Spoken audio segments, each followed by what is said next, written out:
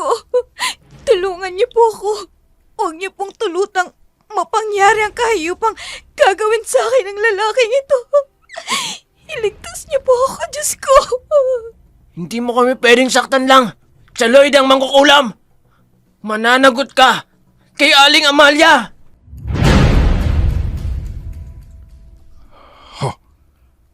Ang mga mata niya. Natatandaan ko siya. Siya yung nakita ko. Dun sa koral. Anong sinasabi mong kasalanan? Pero sino ka ba talaga? Pamangkin? Hindi ko kayo kinikilalang mga pamangkin. Ang anak ng hampas lupa kong bilas. Mabubunyag lahat ng kasamaan mo. At mananagot ka sa lahat ng ito!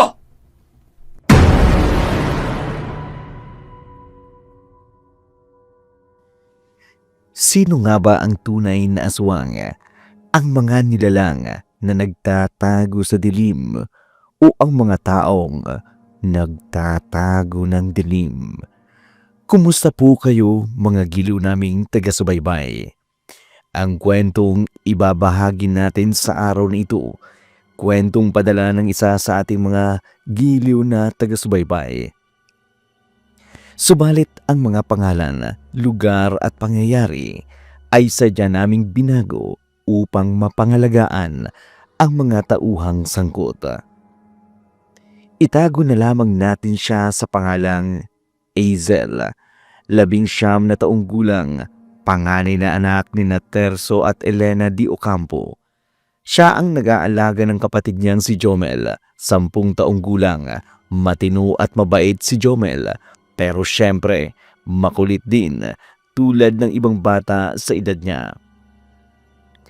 Nangyari ang nakatatakot na kwentong ito matagal na. Sa isang liblib na nayon, isang madilim na umaga, nayanig ang buong lugar sa nakapangingilabot na trahedya. May sasakyang dumurog sa malaking puno ng akasya sa tabi mismo ng malalim na ilog.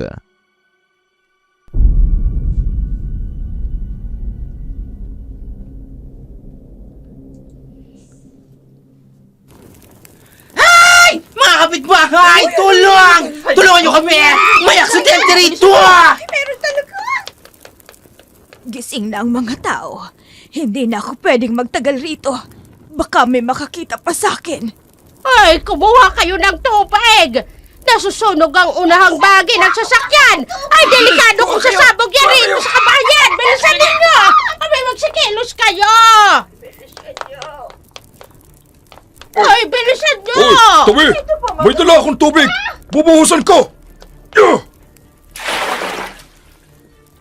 Ay, salamat naman! Wala nang apoy! Ay, nako! Ay, tingnan mo kaya doon sa loob. Baka may mga tao sa loob! Ay! May babae at lalaki sa likuran! Pero wala yung driver! Ano? Wala! Imposible! Saan napunta ang mga yon? Ay! Dugo ng front seat! At puno ng bakas ng nakatatakot na pag-atake ng isang hayop! Ay, nako! Ay, kaya siguro sila na aksidente dahil sa pag-atake ng nakatatakot na nilalang! Ay, ano nang gagawin natin? Ay, tatawag na ako ng mga polis. Kailangan ma-report ang insidenteng ito. Helena, kung nakinig ka lang sana sa akin. May nakita akong tao sa bandaron! Tingnan niyo siya! Siguro siya ang may gawa! Ha? May nakakita sa akin. Kailangan ko nang makalayo. Ay, nako, kalalakihan! Oh! Habulin nyo! Sige, natin. Para hindi Tara! makatakas! Hoy, Bilisan sige, ninyo! sige! Habulin natin! Habulin natin! Oh, Diyos ko. Ay, baka ang aswang na yun. Marahil. Maaring siyang may kagagawa ng pagkamatay ng mag-asawa. pwede. Mag-ingat kayong lahat, mga kapitbahay! Muli na namang umatake ang aswang! Ang mga taong ito ang unang naging biktima!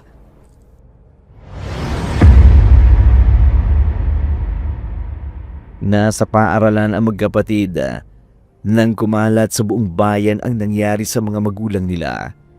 Hindi nila inaasahan na biglang ipatatawag sila sa guidance office 1 oras bago ang uwian. Dumating si Lloyd ang umiiyak habang yumayakap sa mga pamangkin. Gulat sila nang pumasok ang 2 kabaong sa harapan nila. Nakatayo lamang sila doon. Hindi alam kung ano talaga ang nangyayari. Inilatag magkatabi ang mga kabaong sa sala nila. Binuksan ng mga tao, isa-isa ang takip ng mga kabaong. Nang nilapitan na nila para tingnan kung sino ang nakalagay doon, doon nila nakita kung sino talaga ang mga namatay.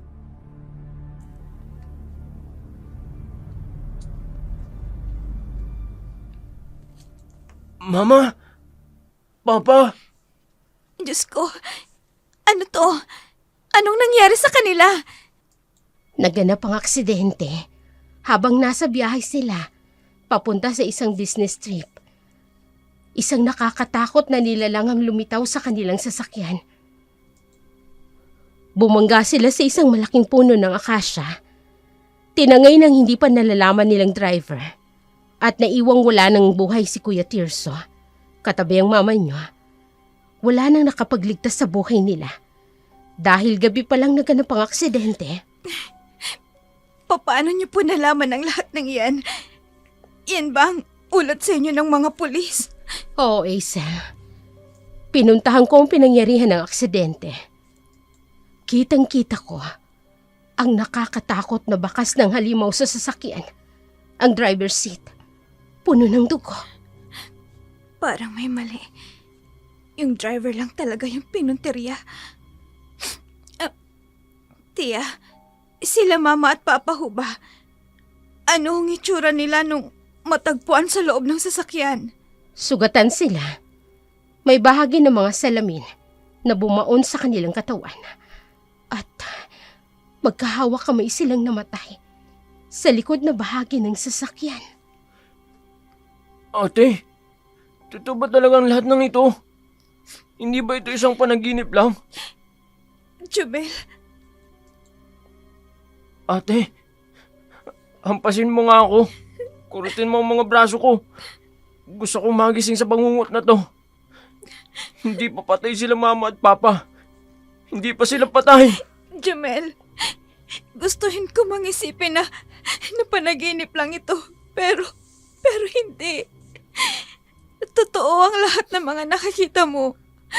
Totoong wala na sila mama at si papa. Mama, papa, gumising po kayo dyan.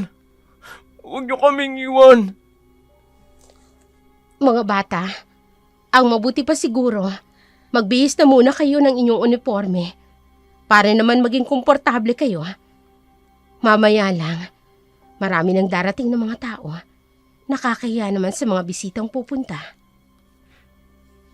Ate, dito lang ako. Ayokong iwan sila papa. Mas naisip pa nila talaga ang bagay na yan. Hindi man lang nila naisip ang nararamdaman na. Ano ba? Hindi nyo ba narinig ang sinabi ko? Marami sa mga kasosyo ng inyong magulang ang pupunta rito. Kaya sige na, pumasok na kayo sa loob ng kwarto nyo at magbihis. Makinig kayo sa akin. Ate! Sige na, Jumel. Sumabay ka na sa akin. Opo. Pinagod pa ako. Susunod din naman pala.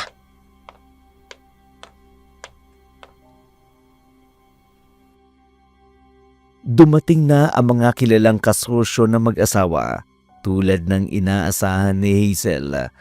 Si Tia Loida ang humarap sa mga taong nakikiramay. Sila namang magkapatid, nakaupo lamang sa sulok, tulala, habang iniisip kung ano ang mangyayari sa kanila. May mga nagdala ng pagkain, may mga nag-alay ng dasal, pero para kay Hazel at Jomel, parang malayo ang lahat ng nangyayari. Hindi pa rin nila matanggap na wala na ang kanilang mga magulang. Sa araw ng libing, hindi na nila napigil ang pag-iyak dahil sa sobrang lungkot. Yun lang ang huling araw na makakasama nila ang kanilang mga magulang. Habang ibinababa ang mga kabaong, yakap-yakap ni Hazel ang kapatid niyang umiiyak. Kinabukasan, sinabi sa kanila ni Loida na may mahalagang bisitang darating.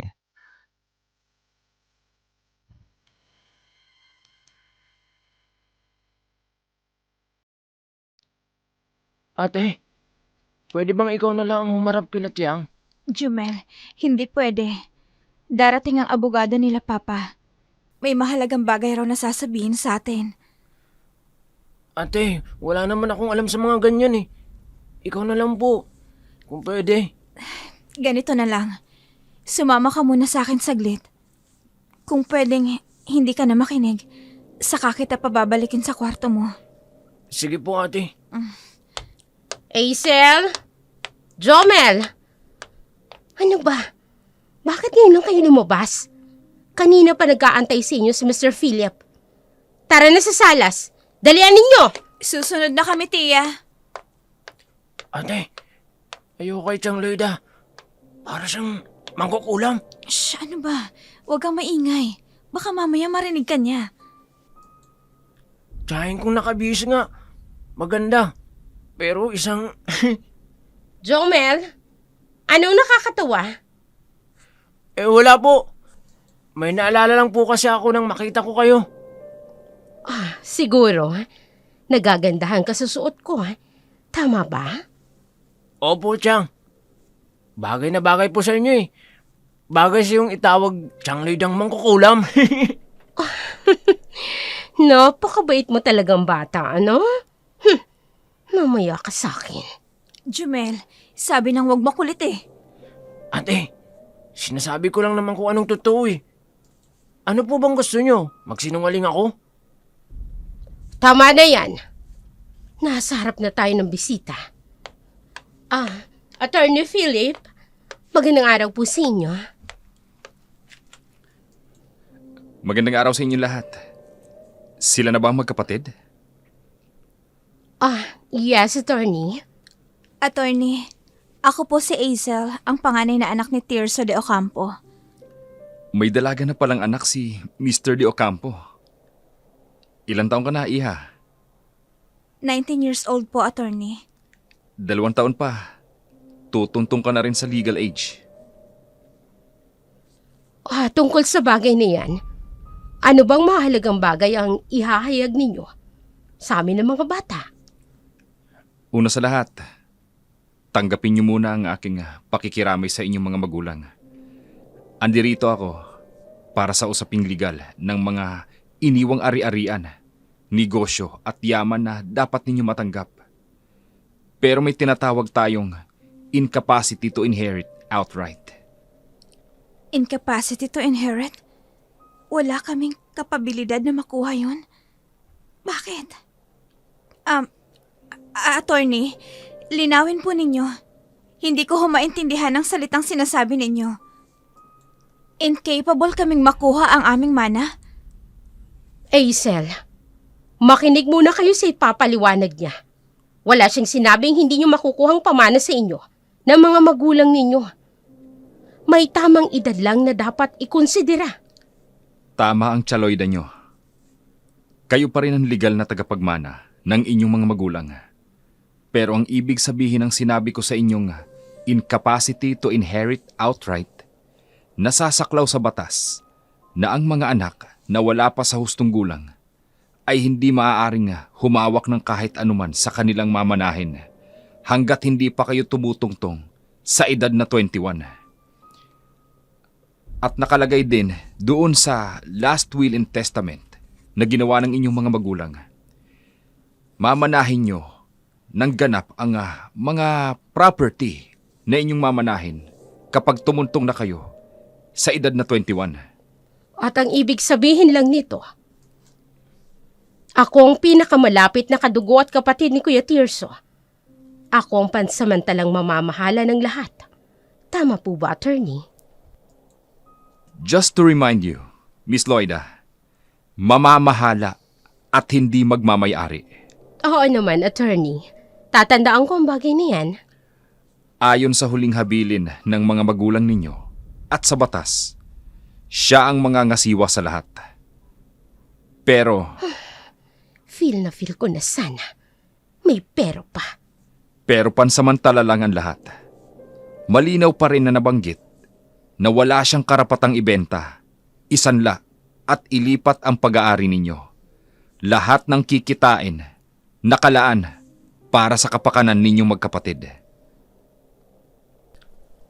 Ate, pwede po bang lumabas muna po ako? Hindi ko naman po maintindihan ang sinasabi niyo eh. Nababagot na po ako.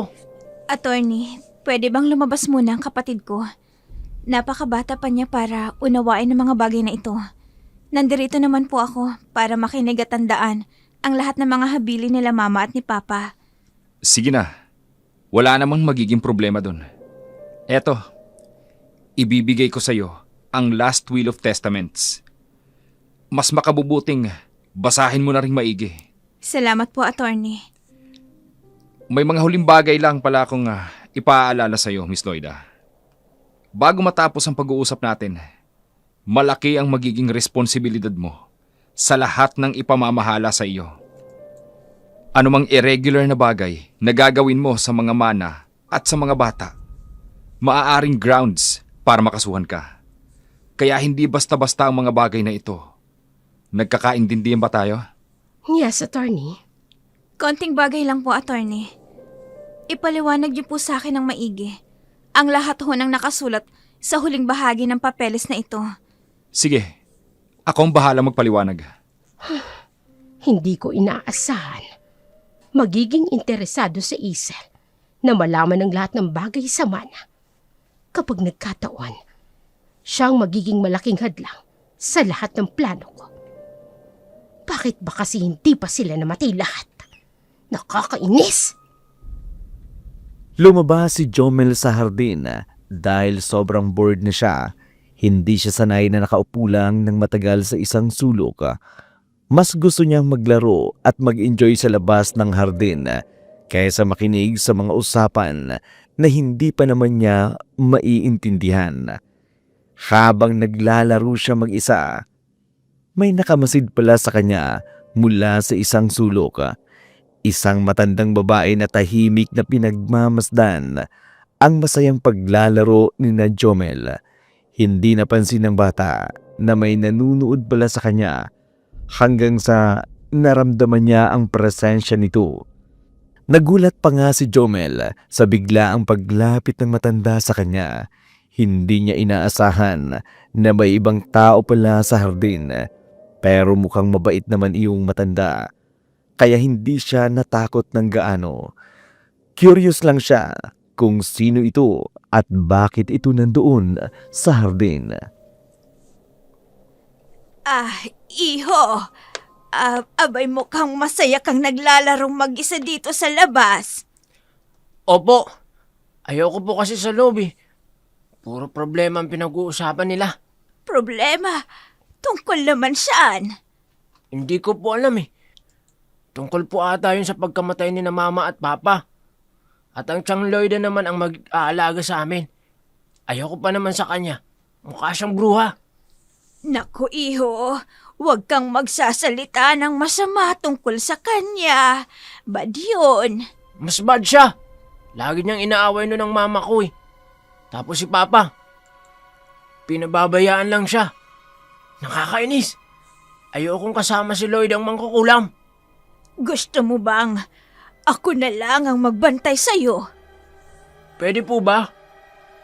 Ano pong itatawag ko sa inyo? Tawagin mo na lang akong Aling Amalia. Sige po, Aling Amalia. Naku, wag na. Sige, sisilip-silipin ko na lang kayo. Jumel, halika na. Tama na yung paglalaro mo. Hapon na. Halina po kayo, Aling Amalia. Ipapakilala ko po kayo sa ate ko.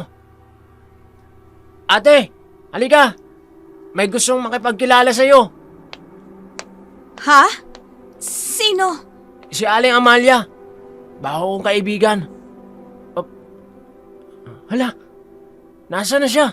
Jumel, Sinong ipapakilala mo? Wala ka namang kasama dito ah. Si Ali Amalia. Kausap ko lang siya rito eh. Bigla na lang siya nawala. Ay, nako, ikaw talaga. Kung sino-sino yung kinakausap mo. Ikaw lang naman ang nandito. Huwag kang sinungaling. Hindi po ako nagsisinungaling. May kausap po talaga ako kanina pa. Tumigil ka na. Pumasok na tayo sa loob. Pagagalitan tayo ni Chang. Bilisan mo na. Ate, hindi po talaga ako nagsisinungaling. May kausap po talaga ako. Tumigil ka na sabi eh. Baka guni-guni mo lang yun. Ang aga-aga po. Tinatakot mo na agad ako. Naging busy si Tia Loida sa pag-aayos ng mga negosyo ng pamilya. Araw-araw siyang pumupunta sa opisina. Tinitingnan ang mga papeles. Kausap ang mga tauhan. Maya-maya lang, nagsimula na siyang magtanggal ng mga empleyado. Sabi niya, para makatipid daw sila sa gastos. Dumating din sa bahay ang isang lalaking nagngangalang Orlando. Sabi ni Tia Loida, siya daw ang bagong kanang kamay niya sa lahat ng trabaho. Hindi magugustuhan ni Hazel ang lalaking ito, pero hindi niya masabi ang tunay niyang nararamdaman. Laging nakatingin si Hazel kay Orlando tuwing nasa bahay ito. May hindi maganda siyang kutob sa lalaki. Pero dahil bata pa lamang siya, hindi na siya makaangal. Ang ginawa niya na lamang ay bantayan ang lahat ng galaw ng tiyahin niya at ng bagong tauhan nito. Sige, i-dribble ko muna to. Yan, para sa kabila. Para sa kanan. Ikot. Ya. Oops. Ah. Oh. Ha. Lagot. Nabasag ko. Anong ingay yan? Tia Loida. Nabasag ang mamahaling florera ko? Ano ba kasing ginagawa mong bata ka? Naglalaro lang naman po. Naglalaro? Mukha bang playground itong loob ng bahay? Chang, sorry po. Hindi ko po sinasadya. Hindi sinasadya? Pwes, halika rito. Halika! Tia, wag mo. Ano pong gagawin niya sa akin? Ikaw ang gagawin kong panlinis sa mga bubog na yan. Halika ka! Wag po. Maawa po kayo sa akin. Masusugatan mo Yan ang ako. dapat sa mga batang katulad mo! Wag po. Chang! Chang! Anong ginagawa niya sa kapatid ko? Ate. Hoy! Bumalik ka rito! Hindi pa tayo tapos! Chang! Huwag niyong saktan si Jumel. Bata lang siya. Wala akong pakialam. Kahit na bata pa siya, hindi to playground. Tingnan mo, pinasag niya ang mamahaling florera ko. Wala kayong karapatang saktan ng kapatid ko. Mga gamit lang yan. Napapalitan. Jumel, nasaktan ka ba ha? Ayos lang po ako, ate. Aber, sino sa tingin mong dapat kong papanagutin sa pagkabasag niyan? Ikaw? Kaya mo bang gawin yon? Kung kinakailangan, sige. Ako ho ang aako ng lahat. Huwag niyo lang saktan si Jumel. O sige, para maranasan mo ang parusang ibibigay ko sa'yo. Dalhin mo yung nabasag na florera sa labas ng bahay at doon mo simulang buuin. Huwag kang papasok hanggang hindi mo natatapos yan. Ho? O hindi ba? Gusto mong akuin ang kasalanan ng kapatid mo? Hayan, gawin mo ang pinapagawa ko. Lumabas ng tunay niyang ugali. Ano pang hinihintay mo? Pasko? Matagal pa yun. September pa lang. Kaya kumilos na kayo. O baka gusto ninyong tawagin ko si Orlando para siyang magbuhat niyan. Hindi na po kailangan. Kami na lang ang gagawa. Nagtulungan na lamang ang magkapatid na ilabas ang mga nabasag na florera. Nahihirapan pa sila sa pagbubuhat dahil malaki at mabigat ang mga ito. Mas delikado pa. Maraming matatalas na bubog na baka makasakit sa kanila. Ilang beses nang muntikang masugatan si Jomel, pero lagi siyang iniingatan ni Hazel. Umabot na ng hapon, pero hindi pa nila natatapos ang kahit kalahati ng kanilang trabaho. Papadilim na ang kalangitan at mukhang uulan pa ng malakas sa labas. Pagod na rin ang magkapatid. Kaya hindi na nila natiis na umupo saglit para magpahinga. Habang nakaupo sila, nagsimula ng kumulog ang kalangitan. Nakita ni Jomel ang maitim na ulap na papalapit. Natakot na siya na baka maulanan sila habang nasa labas pa sila. Gusto na niyang pumasok sa loob ng bahay pero ayaw pa ni Hazel dahil baka pagalitan siya ng tiya Loida niya kung hindi nila matatapos ang kanilang trabaho. Ate, pagod na ako. Pumasok na kaya ako sa loob? Tingnan mo po, uulan na. Sige na, mauna ka na lang. Ako nang bahala dito. Yoko ate, paano ka? Sige na, kaya ko ng sarili ko. Kahit nga ang totoo, napapagod na ako. Pero tatapusin ko to. Ala, umuulan na ate. Hindi pwedeng huminto. Pag-iinitan kami ni Chang. Lagot na. Nagiwa-hiwalay na naman ang florera dahil sa lakas ng ulan. Ate, tama na yan. Malakas na ang ulan. Teka, sandali. Itutuloy ko pa rin ito. Hala, inimatay si ate. Ate, gising! Bumangon ka po dyan. Malakas ang ulan. Tulong! Inimatay si ate! Jumel! Jumel! Aling Amalia, andito po kayo? Kayong dalawa, anong ginagawa niyo rito sa ulanan? May kaparusahan sa amin si Chang. Kaya kami nandito. Tulungan niyo po akong buhatin si ate. Sige na, ako na ang bahala sa kanya. Pumasok ka na sa loob. Opo. Parang nilalagnat si Hazel.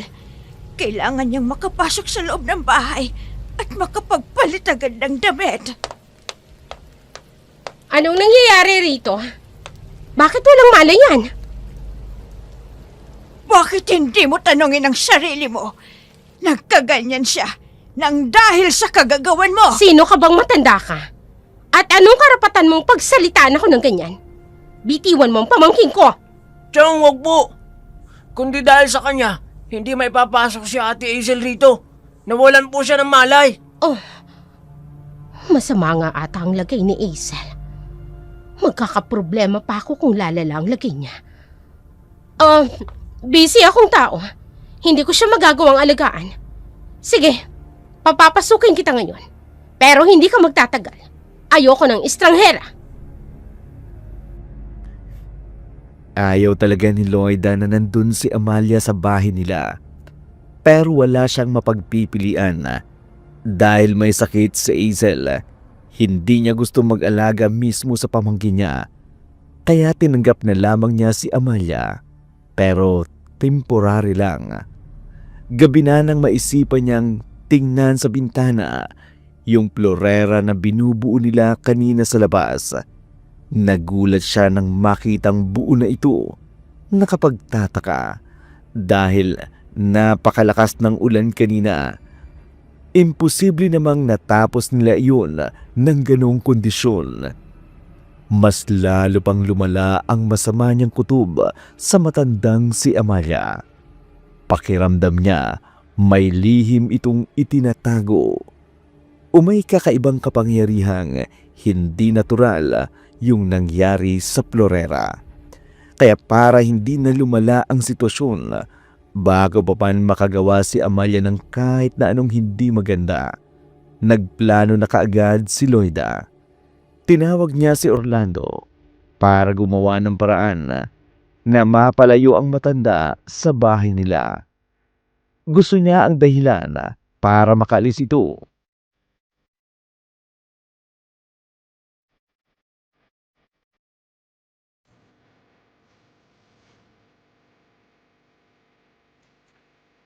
Halika nga nitong babae ka! Ano ba? Bitawan mo ako! Saan mo ba ako dadalhin? Loida! Ito na matanda. Sige, kapkapan mo. Dalian mo! Teka, wag mo akong hawakan! Napakabastos mo! Kung ako sa'yo, huwag ka na magreklamo. Walang magtatanggol sa'yo dito. Itigil mong ginagawa mo! Irereklamo ko kayo sa pulis! Ha? Tama. Magpatawag tayo ng pulis. Kasi may nakuha ako sa bulsa ng damit niya. Teka, ano yan? Loida, tingnan mo. Isang alahas. Mukhang galing to sa pamangkin mo. Paanong napunta yan sa bulsa ko? Wala akong kinukuha.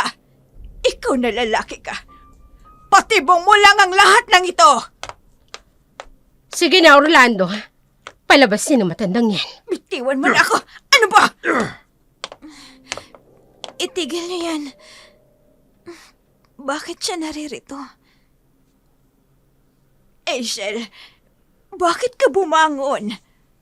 May sakit ka pa, di ba? Kaya ko na ang sarili ko. Chang, anong ginagawa niyo sa kanya? Pinapalayas ko siya. Isa siyang magnanakaw. Hindi ko magagawa yan. Hindi ko alam kung saan nakalagay yan. Huwag mo nang hintay magpaliwanag pa yan, Orlando. Palayasin ang magnanakaw na yan. Bitawan niyo siya. Hindi siya magnanakaw. At ano? Kakampihan mo ang matandang yan? Hindi mo siya kilala.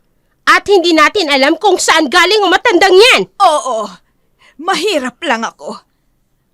Pero, hindi ko sisirain ang pangalan ko sa kakarampot na halaga ng alahas na ibinibintang niyo sa akin. Baka sa'yo galing yan. Dahil ikaw ang may balak na nakawin yan at ibinibintang mo sa akin. Sa akin mo talaga ibibintang ang kasalanan mo, ha? Ang kapal na mukha mo, ha? Wag! Wag mo akong sasaktan. Tama na sabi. Chang, ano ba? Pagsabihin mo yung alila mo. Orlando, tama na yan. Ano? Ititigil ko? Matapos niya akong pagbintangan? Ano ngayon ang pakiramdam nang ibinabalik sa'yo ang maling paratang? Ikaw na matanda ka. Manahimik ka na. Kung ayaw mong pinagbibintangan, umalis ka sa pamamahay namin. Hindi siya aalis dito. Anong sinabi mo? Subukan yung paalisin ng matandang yan. Mapipilitan rin akong paalisin niyang Orlandong tauhan mo. Paano naman siya nadawit dito? Baka lang nakakalimutan mo kung sinong may kasalanan ng pagkakasakit ko. Isa pa, walang ibang nag-asikaso sa akin, kundi dahil sa matandang yan. Kung may nangyari sa akin hindi maganda, idadawit kong pangalan mo. Sasabihin ko kay attorney ang kapabayaan mo. Sinusubukan niya talaga ako. Nakakapikang babaeng ito. Ma'am Loida, anong gagawin natin? Manahimik ka na muna, Orlando. Sa paraan ng pagbabanta mo, may gusto akong hilingin. Ano naman yun? Kukunin ko ang matandang yan na bago kong katiwala dito sa bahay. Nag-aaral kami ni Jumel. Kaya hindi namin magagawa ang mga gawaing bahay na ipag-uutos mo sa amin. Siya? Ayoko sa kanya. Pinayagan ko lang siyang pumasok rito dahil may sakit ka. Hahanap ako ng iba. Huwag lang ang matandang yan. Kung ayaw mo sa kanya, ayoko rin kay Orlando. Kung ayaw mong pumayag sa kondisyon ko, wala sa kanilang dalawa ang makakapasok sa pamamahay namin. Kung hindi lang talaga bawal manakit ng bata, kanina pa kita nasampal na babae ka. Sige, pumapayag ako. Pero sa isang kondisyon, hindi ako magpapasahod sa matandang yan. Wala akong ibabayad sa kanya. Kung ang pagpapasahod sa akin ang pinoproblema mo, walang kaso sa akin yun. Kaya kong magtrabaho nang walang perang kapalit. Mukhang wala ho tayong magiging problema. Chang, hindi na aalis dito yung Orlando mo. At hindi na rin aalis dito ang matandang gusto ko. Oo na, kung yan ang gusto mo. Hazel, Salamat sa pagtatanggol mo sa akin. Ako nga pala si Aling Amalia. Aling Amalia, ako hong dapat na magpasalamat sa iyo. Kung hindi ho dahil sa inyo, hindi ho bubuti ang lagay ko. Isa pa ho, hiniling to sa akin ni Jamel.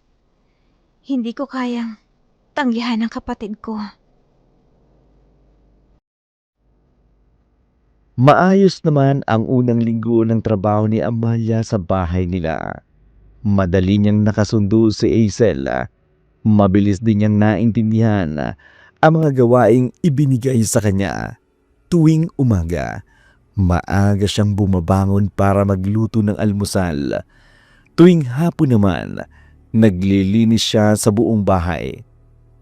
Isang gabi, nagising si Hazel ng madaling araw dahil nauuhaw siya. Bumaba siya sa kusina para uminom ng tubig. Habang naglalakad siya sa dilim, may naaninag siyang figura na mabilis na lumabas ng bahay. Nakapagtataka kasi, napakabilis itong gumalaw kahit madilim ang paligid. Sinundan niya ito ng palihim para tingnan kung sino iyon. Pero hindi pa man siya nakalalayo, nawala na agad sa paningin niya ang figura. Kinabahan tuloy siya at napaisip na baka guni-guni lamang niya ang nakita. Bumalik na lamang siya sa kusina para kumuha ng tubig. Habang nagbubuhos siya ng tubig sa baso, naisip niya kung sino ang nakita niya ng mga oras na noon.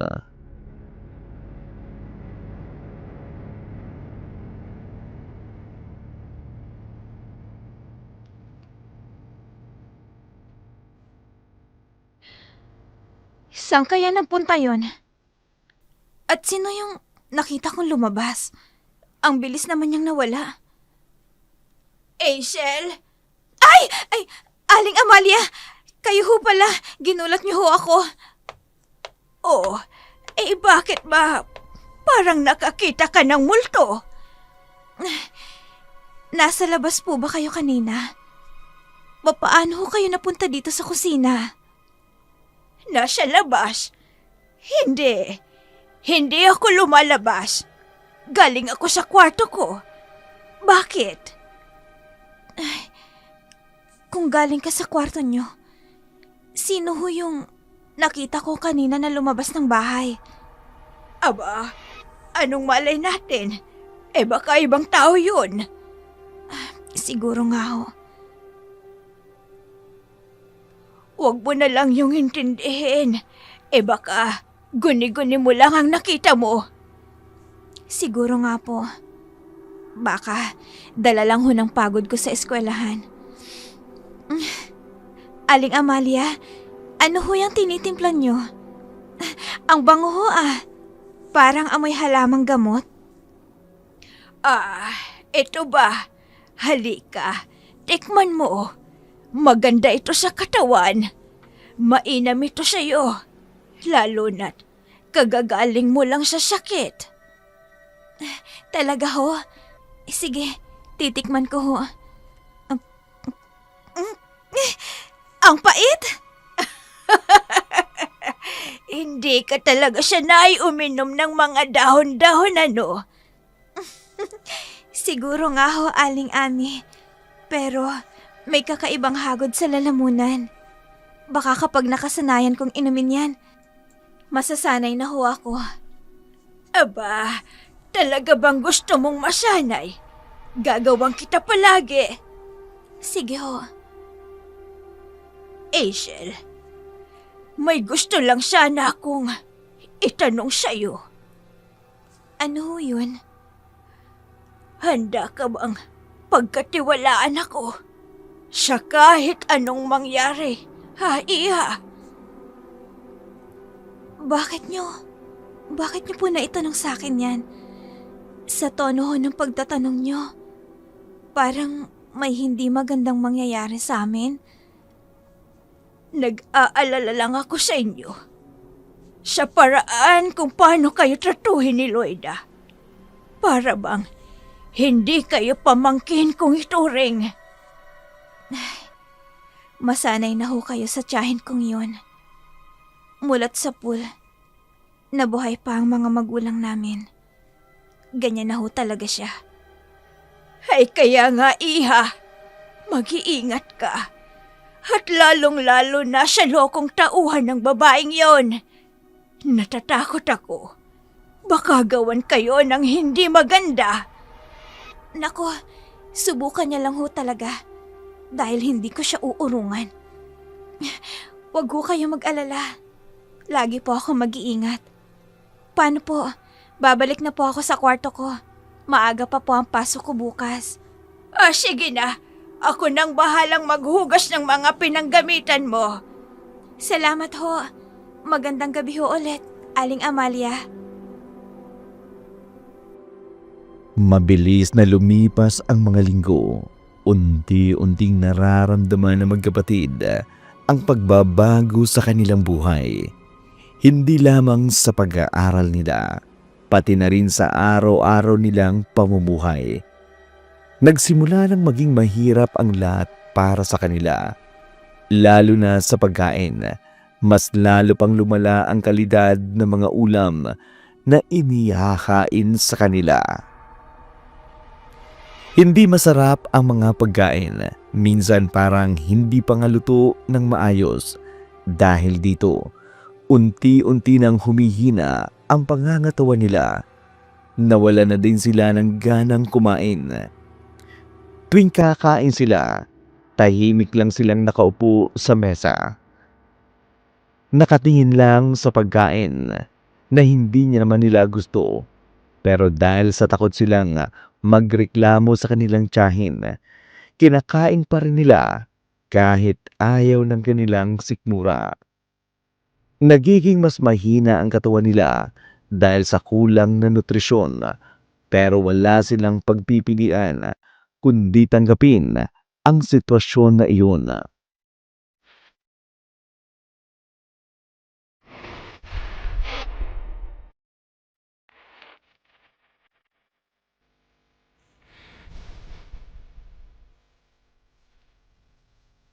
Ate, ano to? Bakit ito na naman ang ulam natin?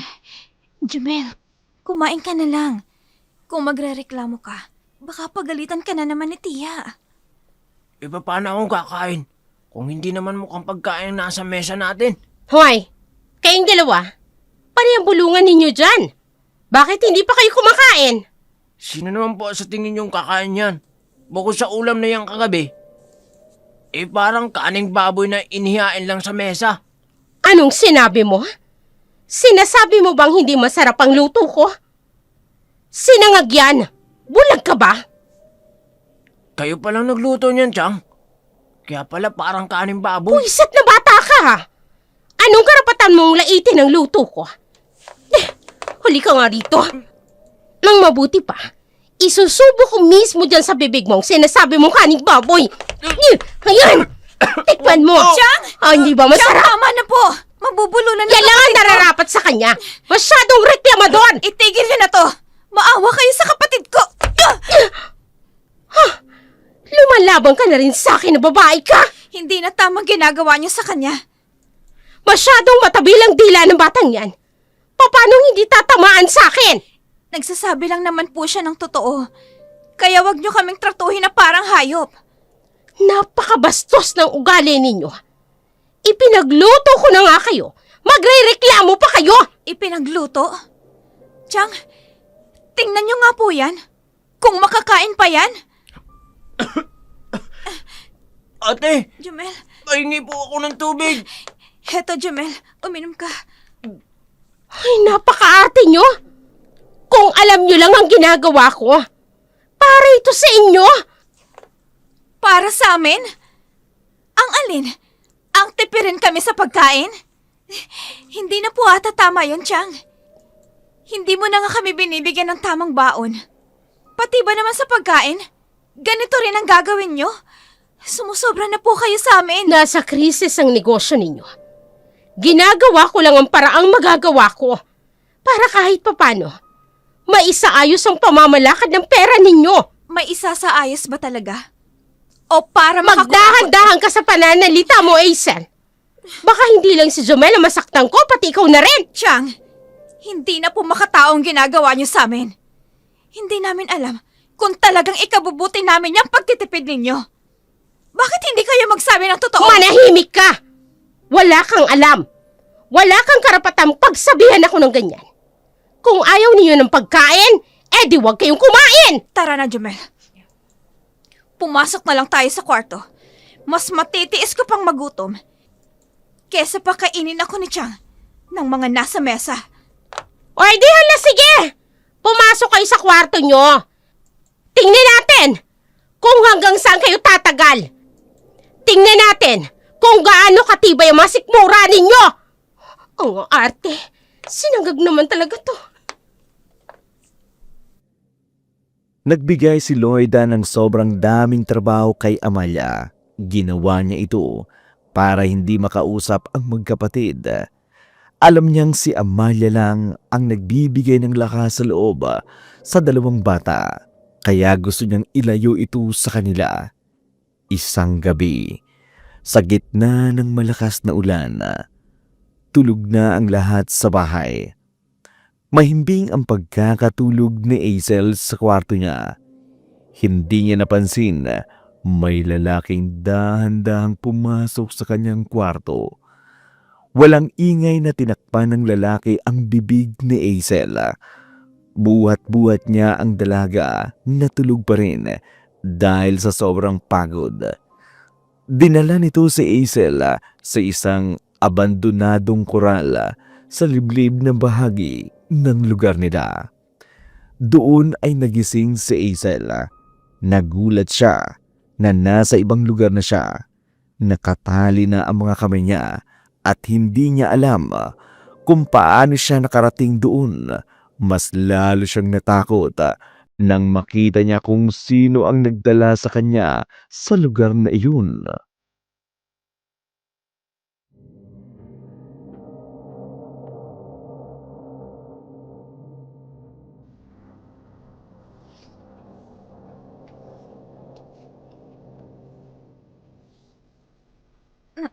Nasaan ako? Bakit ako naririto? Nakatali ang mga braso ko. Diyos ko, sinong nagdala sa akin dito? Uy, gising na palang maganda kong bisita. Mang Orlando, anong ginagawa niyo rito? At paano ako napunta sa lugar na to? Simple lang naman. Dinala ka rito sa kalagitnaan ng mahimbing mong pagtulog. Hindi ko man lang namalayan na dinala mo ako rito. Nahawakan mo ang katawan ko. Bastos ka! Alam mo, maganda ka sana eh. Kaya lang, suplada. Hindi ko tinatanong ang opinion mo tungkol sa pagkatao ko. Ang gusto ko hong malaman, kung bakit mo ako dinala rito, hayop ka! Yan. Napakatalas rin ang tabas ng dila mo eh. Ang sakit mo magsalita. Anong pakialam mo? Pakawalan mo ako rito kung ayaw mong samain ka sa akin! Ayoko nga. Hindi pa ako tapos sa'yo eh. Gusto ko pang mag-enjoy. Teka, ang gagong ito. Naguhubad sa harapan ko. Diyos ko, may binabalak siya sa akin hindi maganda. Ayaw mo sa akin, di ba? Pues, sa gagawin kong ito sa'yo, siguro naman, gugustuhin mo na ako. Hindi ba? Magpapakamatay na lang ako kesa gustuhin ko ang isang matandang huklobang kagaya mo. Peh! Ganyan ang gusto ko. Palaban! Halika rito. Ano ba? Ano ba? Maawa ka sa akin! Itigil mo na yan! Matapos mo akong duraan, magmamakaawa ka. Pasensya tayo. Pagbabayaran mo, panlalait mo sa akin. Akin na yan. Akin ka ngayong gabi. Itigil mo to! Ayoko! Huwag mong gawin sa akin to! Sige Sige, palag! Tingnan natin kung hanggang saan kang kaya mo! Tulong! Tulungan niyo! Kung sino mang nakakarinig sa akin! Walang makakarinig sa'yo! Tago ang lugar na ito! Kahit makailang ulit mo sumigaw! Walang tutulong sa'yo!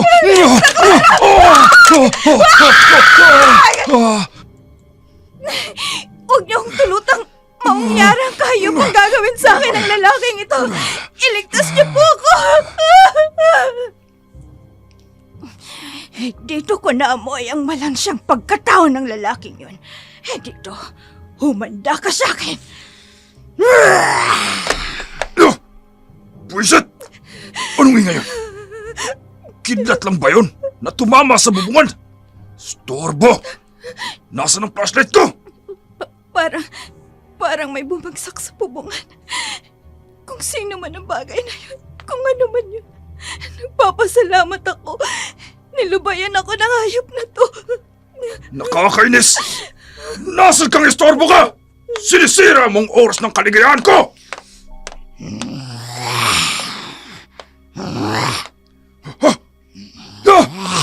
Ano yan? Napakapangit ng itsura mo! Isang halimaw! Lumuyo ka sa akin! Siya! Umalis ka rito! Hindi! Ako ang pulteriya niya! Umalis ako rito! Ayoko pumamatay!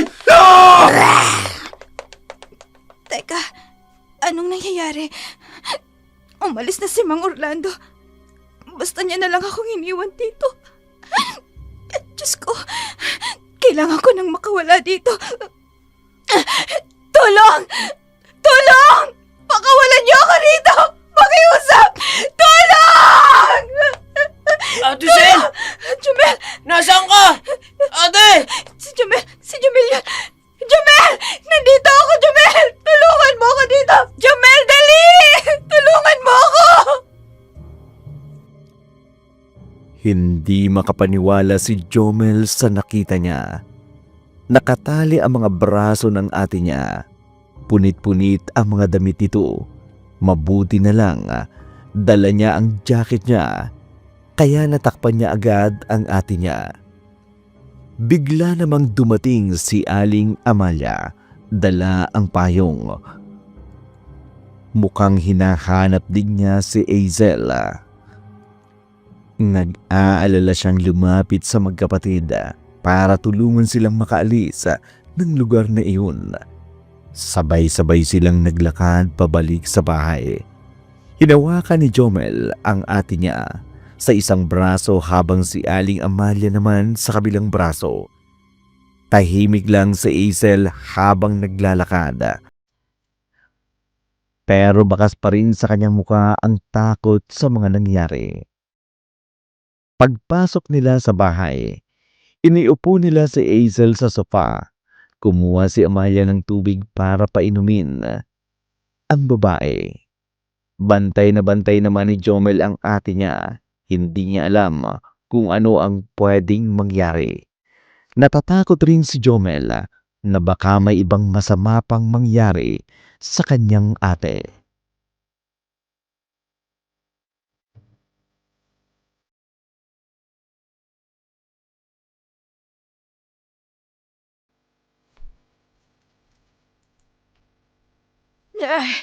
Hazel! Iha! Ayos ka lang ba? May masakit ba sa katawan mo, Iha? Ayos lang po ako, Aling Amalia. Nagpapasalamat po ako sa pagdating ninyong dalawa ni Jomel. Paano ka ba kasi napunta ron, ate? At anong ginagawa mo ron?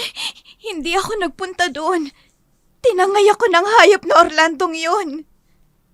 Jomel, mas makabubuting makabalik na tayo sa bahay. Hayaan nating makapagpahinga ang ate mo dito sa kwarto niya. Aling Amalia, kung pwede kung ayoko muna mag-isa.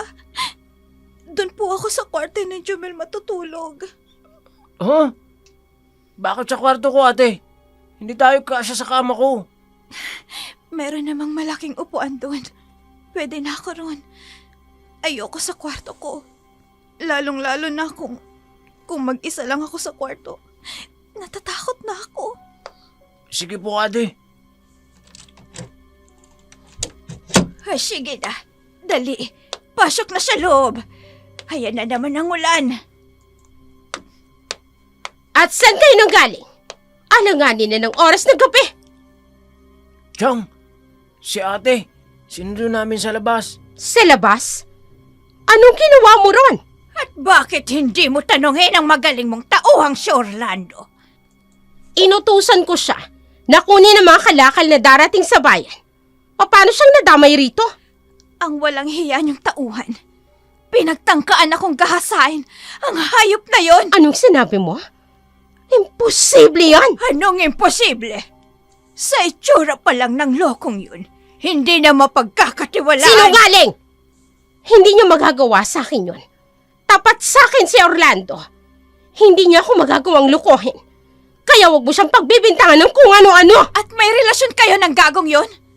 Nagpapapasok ka ng immoral sa pamamahay ko? Wala kayong kwenta. Mas pinahahalagahan niyo ang taong yun kesa sa aming pamangkin ninyo. Manahimik ka! Wala kang karapatang pagsalitaan ako ng ganyan. Hindi porket tagapamahala lang ako ng mga ari-arian niyo. Magagawa mo na akong sagot-sagutin ng ganyan. Punong-puno na ako sa iyong babae ka! Sige! Sige! Subukan mong madampian ni dulo ng daliri ng mga bata. Ikaw ang sasamayin sa akin! Ang matandang ito, nangangalit ang kanyang mga mata. Parang handa niya akong saktan. Ano ang oras niya gustuhin? Hindi mo na kami pwedeng saktan lang. Sa Lloyd ang mangkukulam. Mananagot ka kay Aling Amalia. Mga walang utang na loob. Sige, palalampasin ko ang araw na to. Pero babalikan ko kayo. Hindi pa rito magtatapos ang lahat. Diyos ko. Ang akala ko, magagawa na naman niya kaming saktan. Hindi na niya magagawa yun. Akong bahala sa inyo. Hindi ako makapapayag na galawin kayo ni Loida. Dahil sa galit niya sa magkapatid, dumiretso si Loida sa opisina ng negosyo na binabantayan niya. Hindi siya makapaniwala sa ginawa ni Orlando. Sobrang inis niya, kaya kumuha siya ng alak mula sa aparador. Binuksan niya ang bote ng brandy at inilagay sa kopeta. Ininom niya ang lahat ng laman nito sa isang lagok lang. Umaasa siyang kakalma siya pagkatapos niyang uminom. Pero mas lalo pa pala siyang naging galit. Maya-maya, narinig niya ang tunog ng pintuan. May pumasok sa loob ng opisina. Nang tingnan niya kung sino, nakita niya si Orlando na papalapit sa kanya. Hindi niya mapigilan ang sarili niya. Binato niya ng kopeta si Orlando sa sobrang galit. Nabasag ang kopeta. Tumama ito sa pinto. Nagkalat ang mga bubog sa sahig. Gulat naman si Orlando sa ginawa ni Loida. Hindi niya alam kung bakit siya binato ng kopeta. Nagsimula ng magalit si Loida kay Orlando dahil sa nangyari kay Hazel.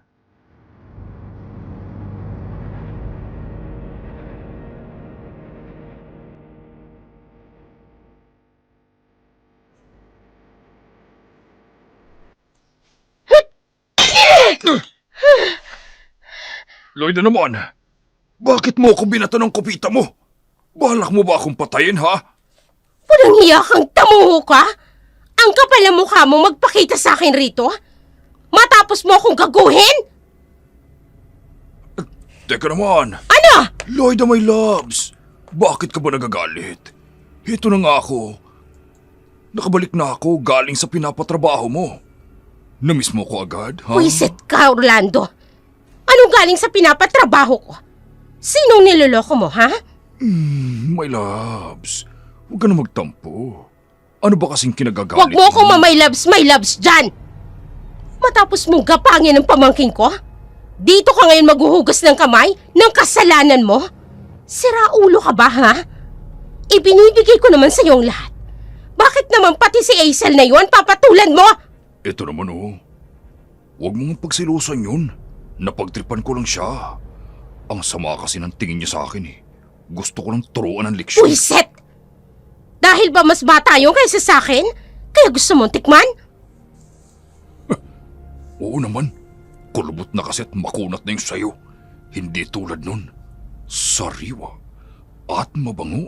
Anong sinasabi mo? Anong ibinubulong-bulong mo, Orlando? Wala. Ang sabi ko, ang bango mo. Huwag ka nang sumimangot dyan. Lalo kang papangit niyan Loko. Isang beses mo pang kantiin ang pamangkin ko. Ako mismo puputol dyan sa kaligayahan mo. Huwag, my loves. Sige ka. Ikaw rin. Mawawalan ka. Eh di bali nang mawalan? Kesa naman maagawan. Attorney Philip. May tao pala. Umalis ka na muna sa harap ko. Attorney, kanina pa ba kayo riyan? Medyo. Nakita ko lang naman ang pakikipaglampungan mo dyan sa kausap mo kanina. Attorney, bakit hindi mo lang kayo kumatok? Kailangan pa ba? Bukas ang pinto Pasensya na. Ano bang dahilan at napakaaga nyo na nagpunta rito sa opisina? Marami-rami tayong dapat pag-usapan, Miss Lloyda. Naging malaking problema kay Lloyda ang pagdating ng abogado sa opisina niya. Ginawa niya ang lahat para makumbinsi si Philip na nasa mabuting kamay ang lahat ng ari-arian ng magkapatid. Pero binalaan siya ng abogado na hindi dapat magkamali. Kapag napatunayan na may mali sa ginawa niya, siya ang mananagot sa lahat. Nanatili si Lloyda sa opisina ng matagal para pag-isipan ang lahat. Natakot siya na baka may matuklasan ang mga abogado tungkol sa ginagawa niya. Kailangan niya mag-ingat sa susunod na mga hakbang niya. Samantala, sa bahay, habang tumatagal, mas napababayaan ang magkapatid ang kanilang sarili. Nagiging mahina na rin ang kanilang katawan dahil sa mga pinagdaanan nila. Kaya para palakasin ang pangangatawan nila, pinainom ni Amalia ng herbal na gamot at hindi nila alam may kakaibang sangkap pala ito na hindi pangkaraniwan. Isang hapon, naglalaro si Jomel sa labas ng bahay nila.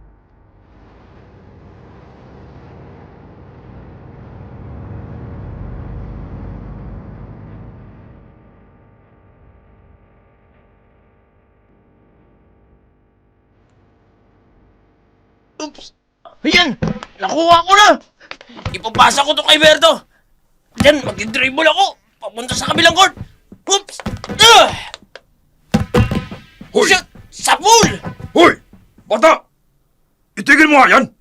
May ginagawa ako rito Natatamaan ang bola mo tong inaayos kong mga paso. Malayo naman po ako Hindi ko kayo matatamaan! Anong malayo? Tingnan mo nga kung saan bumagsak ang bolang tinapon mo. Sorry po, hindi ko sinasadya. Hindi sinasadya. Anong gusto mong gawin ko dyan sa bola mo, ha? Ganito ba? Teka! Bakit niyo binutas ang bola ko? Pasaway ka Storbo ka sa trabaho ko. Ikaw! Sinira mo ang bola ko! Ang OA mo naman. Bola lang yun. Mapapalitan mo yun. Mapera ka, di ba? Napakalaga sa akin ang bolang yun! Ito ang kahuli-huli ang regalo sa akin ng papa ko! Binutas mo pa! Walang iya ka! Teka. Ang mga mata niya. Bakit biglang nagkakaganyan?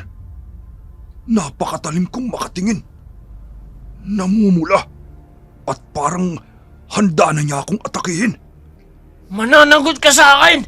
Sinira mo ang bola ko! Huwag kang lalapit sa akin! Alis! Parang Wala siya sa kanya sarili. Anong gagawin ko? Hindi ko naman siya pwede saktan. Mayayari ako kay Loida. Anong nangyayari ron? Bakit parang natatakot si Orlando? Hindi.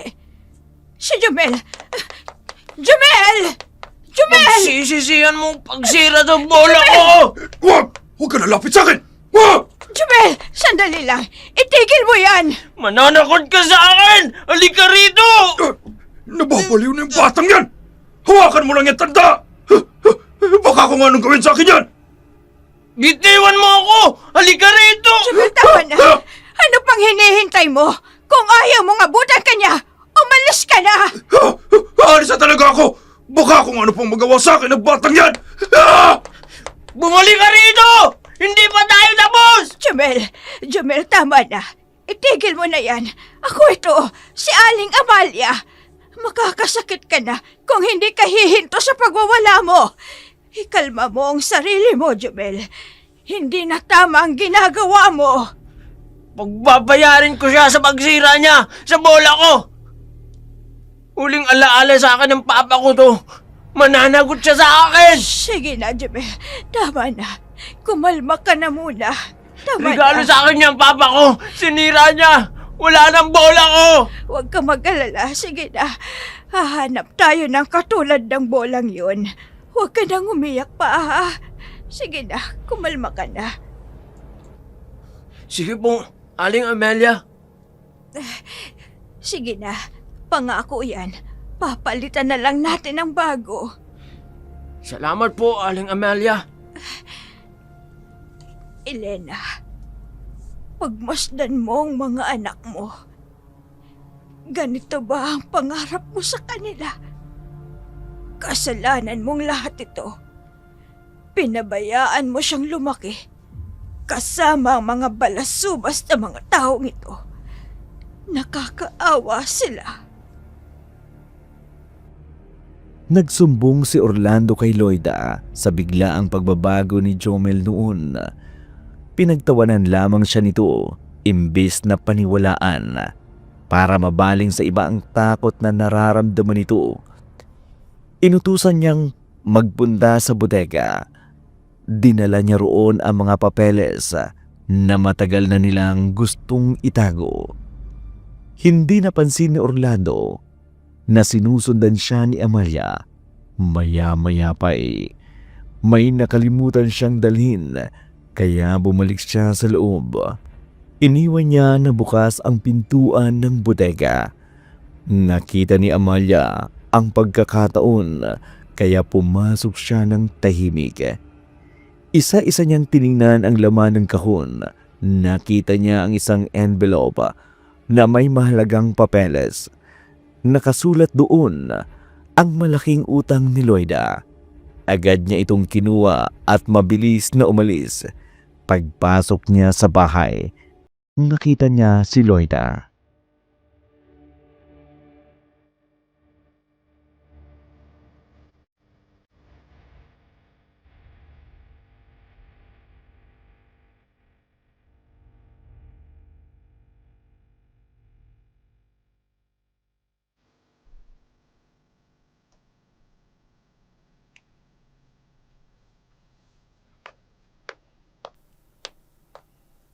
Humanda ka ngayon, Loida. Wala ka nang maitatago sa akin. Saan ka galing, Amalia? Diyan lang sa labas. Sa labas? Ano yung hawak mo sa likod? Parang envelope. Wala ito. Mga basura. Pinaglololoko mo ba ako? Basura pero niyayakap mo? Akin na yan. Ibigay mo sa akin. Hindi ko to pwedeng ibigay sa kanya. Malalaman niya. Nakialam ako sa bodegang pinupuntahan ni Lando. Ano? Hindi mo ba narinig ang sinabi ko? Ibigay mo sa akin yan. Akin na! Wala ito. Chang, Aling Amalia, ano ang problema? May pinagtatalunan po ba kayong dalawa? Netong alalay mo. Tinatanong ko lang naman kung ano yung hawak niyang envelope na yan sa likuran niya. Ayaw ipakita sa akin. Hazel, kasi... Chang, wag mo nang pakialaman yan. Sa akin yan. Pinahahawa ko lang sa kanya. Project ko yan sa school. Portfolios ko. Sabi niya sa akin kanina, basura lang. Mga lumang magazine po yan. Marurumihan ka lang, kaya ayaw niyang ibigay sa'yo. Ibinilin kong dalhin niya sa akin mamaya sa kwarto ko. Doon ko nalang gagawin ang project ko. Pasaway talagang matanda. Gamit ng amo mo, ibang idadahilan mo. Hindi ko naman kasi talaga alam kung ano ang laman ng mga ito. Hirap akong bumasa. Kaya naman pala, kumuha ka na rin lang naman ng alila mo. Hindi pa marunong magbasa. Tia, huwag niyo hong maliitin si Aling Amalia. She's the best. She's the best? Ewan ko sa inyo. Sino nga kayo? Kailangan ko na makabalik sa opisina. If I know, makikipagkita lang siya sa lover niyang matanda. Asiel, salamat sa ginawa mo. Kung hindi dahil doon, hindi ko maibibigay sa'yo to. Aling Amalia, ano ho ba kasi yan? Nakuha ko to sa bodega. Importante ang laman nito. At alam kong kakailanganin mo ito. Ho? Pero, akala ko ho ba, hindi kayo marunong magbasa? Dahilan ko lang yun. Ano? Gusto mo bang basahin? Kayo na lang pong humawak muna niyan, Aling Amalia. Ayoko munang ma-stress sa mga yan. Marami na akong isipin sa eskwelahan. Ayoko munang dagdagan. Kung ayaw nyo, sige, ako na munang hahawak. Babasahin ko ang file nito. Sa huli, sigurado akong meron akong matutuklasan dito. Unti-unting binuksan ni Amalia ang laman ng folder. Sa loob noon, nakita niya ang isang maliit na papel. May nakasulat doon na para bang note. Permado at pinatunayan na si Terso mismo ang nagsulat. Halos mapaluha siya nang mabasa niya. Hindi niya inaasahan na matagal na pala silang nilalaso ng palihim ni Loida. Parang sasabog sa loob ang galit niya. Kaya na mga oras na yun, pumunta siya sa opisina ng abogado ng anak niya. Hindi naman nila nakausap. Iniwan na lamang niya sa sekretarya ang envelope na hawak niya. Sa pagbalik niya sa bahay, napansin niyang bukas ang ilaw ng botega. Kung saan niya nakuha ang mga files, hindi niya maiwasang tingnan kung ano ang nangyayari sa loob.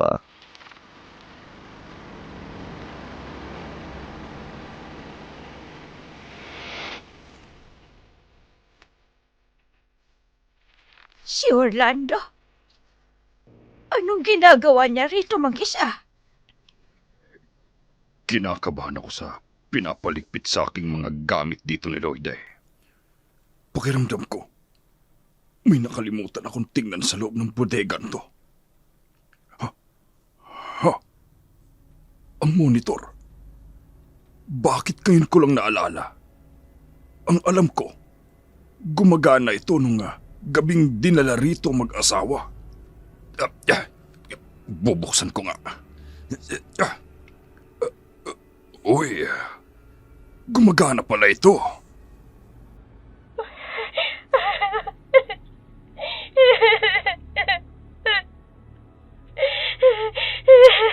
Napakaganda mo talaga, Elena. Kahit nasabihin pang may edad ka na, hindi pa rin kumukupas ang ganda. Walang iya ka, bitiwan mo ko. Walang hiya kang lalaki ka! Bitiwan mo ang asawa ko! Toy ko mga ganitong babae. Matatapang, mapuputi, at makinis. Huwag mo siyang hawakan! Kung sa aking kamay ka, huwag mong idamay si Elena dito! Ako na lang ang pakialaman mo! Ikaw? Anong mapapala ko sa'yo? Anong gagawin natin? Mag-iespadahan tayo? Loko ka! Hindi tayo tulo! Ano ba talagang kailangan mo sa amin? Bakit mo kami pinahihirapan ng ganito? Huwag akong tanungin mo. Maghintay ka!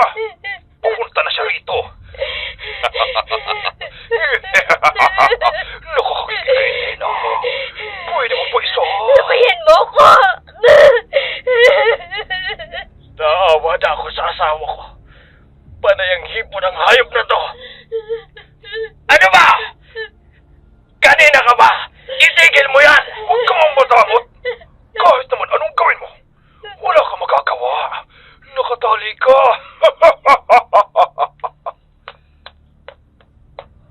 Orlando, anong ginagawa mo? Umalis ka na nga riyan? Loko ka talaga. Sino ang tao ito? Bakit nagkatakip ang mukha niya? Mr. Tirso de Ocampo. Anong kailangan mo sa amin? Bakit kami naririto? Ayoko ng maraming paligoy-ligoy. Eto, pirmahan mo. Pirmahan? Ano to? Kasunduang magpapatunay na sa akin mo ipagkakatiwalang lahat ng yaman mo. Ipagkatiwala sa'yo? Sino ka para ibigay sa'yo ang lahat? Nababaliw ka na. May mga anak ba ako? Sila ang mas may karapatan kaysa sa'yong hindi maipakita sa akin ang tunay mong mukha. Orlando, ayaw nilang sumunod. Anong dapat gawin kapag hindi pumayag? Simple lang. Heto. Elena! Asawa ko! Hayop ka! Itigil mo yan! Ayaw mo makipagtulong. Kaya sumunod ka na. Pumirma ka. Tirso! Ang mga bata! Ayaw pa rin mong pirmahan yan, ha? Elena, asawa ko! Itigil mo yung hayop ka! Ano pa kasing hinihintay mo? Pirmahan mo na kasi! Kung gusto mo pang mabuhay ang paslupang asawa mo! Huwag, Tirso! Pumirma ka na. Oo na! Pipirma na! Huwag mo lang saktan si Elena! Madali ka naman palang kausap. Orlando, ngayon na. Ngayon na talaga? Hindi ba pwedeng makaisa muna ako dito sa magandang asawa niyo? Pagnanasaan mo pa talagang babaeng yan sa harap ko. Gago ka ba? Ngayon na sabi! Masusunod! Ito! Inumin mo! Inom! Inom! Anong pinapainom mo sa kanya? Itigil mo yan! Walang iya ka! Ginawa ko ng gusto ninyo! Bakit pinahihirapan mo mga asawa ko? Elena! Elena! Nilason niyo ang asawa ko! Wala kayong mga awa! Mga hayop! Elena! Huwag kang mag-alala. Makakasama mo rin naman siya. Agad-agad. Ngayong nakuha ko na siyang kailangan ko. Orlando, isunod mo na rin siya sa asawa niya. Paalam, Ginoo. Ito, inumin mo! Mukhang may gusto pa siyang sabihin bago siya mamatay. Sige, magsalita ka ng huling habilin mo. Ito lang ang masasabi ko. Kung sino ka bang nagtatago sa maskarang mukhang yan. Kung inaakala mong nagtagumpay ka na, nagkakamali ka. Nakakarindi ang boses mo. Mabubunyag ang lahat ng kasamaan mo. At mananagot ka sa lahat ng ito. Tapusin mo na yan, Orlando. Ayoko na marinig ang sinasabi niya. Hindi mo makukuha ang lahat ng meron ako. Yan ang makatatandaan mo. Sa akin pa rin ang uling alakak. Ano bang ginagawa mo? Dalian mo na, Orlando! Oo na, ito na! Ito, inom! Ubusin mo! Huwag kang magtira! Inom! Tapos na ang maliligayang araw niyo ni Elena. Tirso.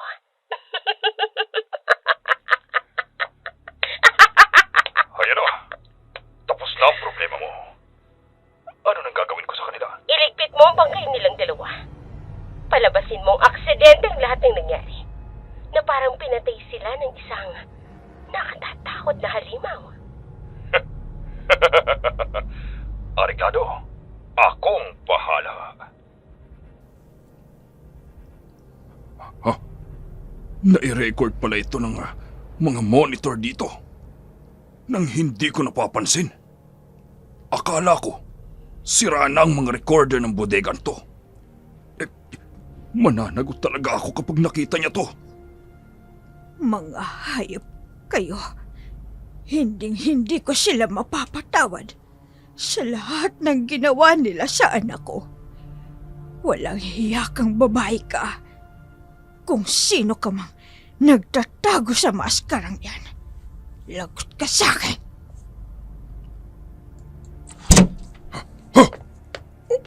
Ano yun? May narinig akong biglaang pagsara. Kung sino ka mga hayop ka, lagot ka sa akin. Ha? Buisit. Mukhang hayop nga. Ay naku po, lokong pusa yan. Tinakot ako. Shoo! Malis ka rito! Istorbo ka! Ngingiyaw-ngiyaw ka lang. Kailangan mo pang kalampagin ang pinto. Ano nga bang gagawin ko? Ay, yung tape. Yung tape. Kailangan kong itapon.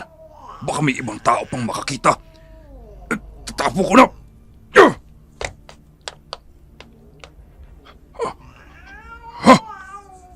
Yung pusa. Bakit parang biglang lumaki ang boses niya? Saan nagpunta yun? Diyos ko!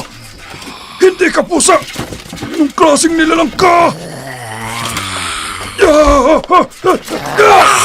Bitiwan mo ako! Kung hayop ako, mas hayop ka! Ang mukha ko! Kinalmot mo! Umalis ka sabi! Diyan ka na! Sakit! Ang hapdi ng mukha ko! Buisit! Saan nanggagaling ang pusang yon? Umalis si Orlando sa bodega na sugatan. Nagdurugo ang mukha. Hindi maintindihan kung saan nanggaling ang pusang iyon, kung bakit siya kinalmot ito. Napakahapdi ng mga gasgas sa mukha niya, kaya hirap siyang maglakad. Samantala sa bahay, naglalaro si Jomel ng bagong bolang binili ni Aling Amalia para sa kanya. Napakalakas ng pagkakadribble niya, kaya aksidenteng nakapasok ang bola sa kwarto ni Loida. Nahulog ito sa ilalim ng table niya. Pumasok si Jomel para kunin ang bola niya. Habang kinukuha, napalingon siya sa isang drawer na bahagyang nakabukas. Nakita niya mga nakausling litrato doon. Kinuha niya mga ito at tiningnan. Nagulat siya sa nakita niya. Kilala niya ang mga tao sa larawan. Maya-maya pa'y pumasok din si Hazel sa kwarto.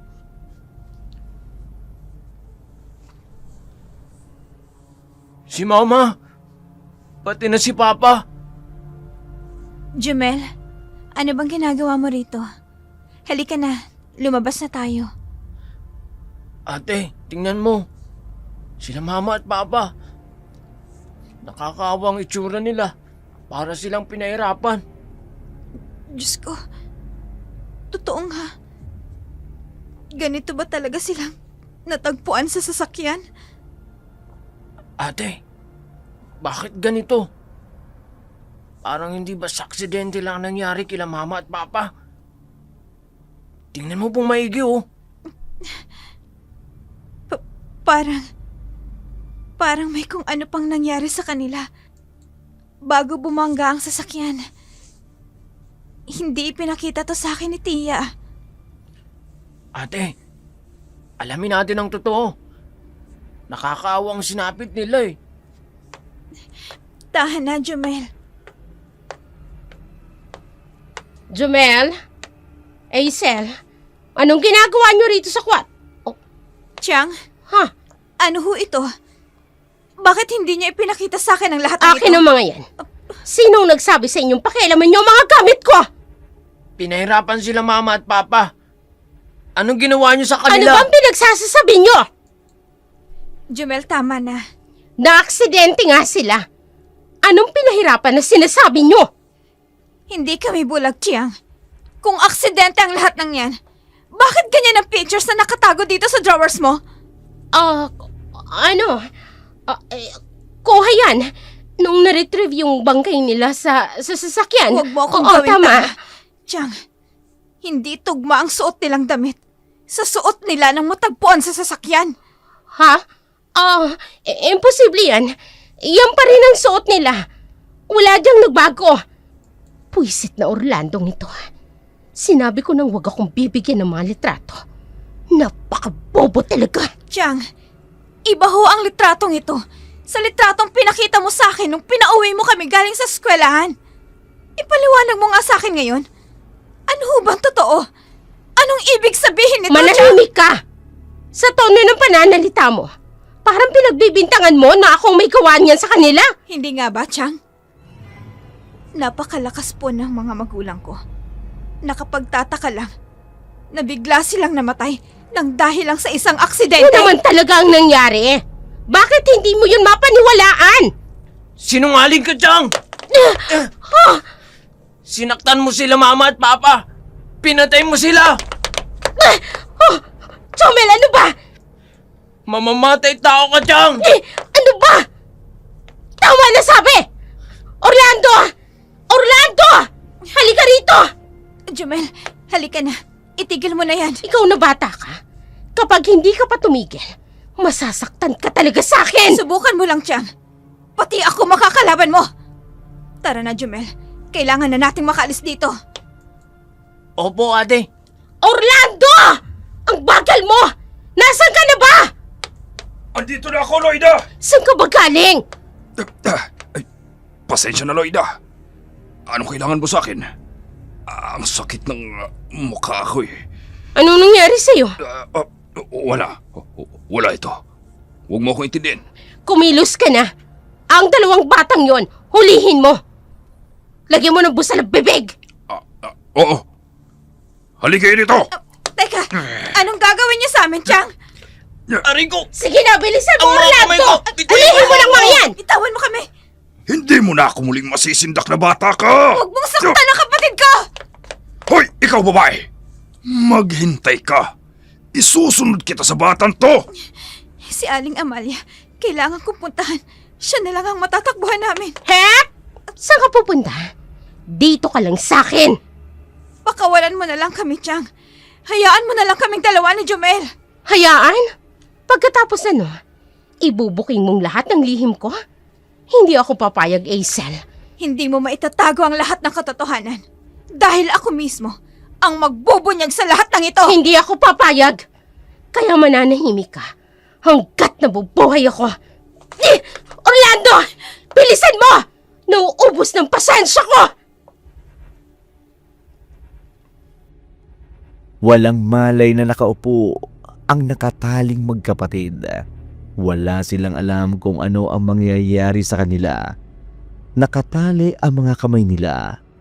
Hindi sila makagalaw ng maayos.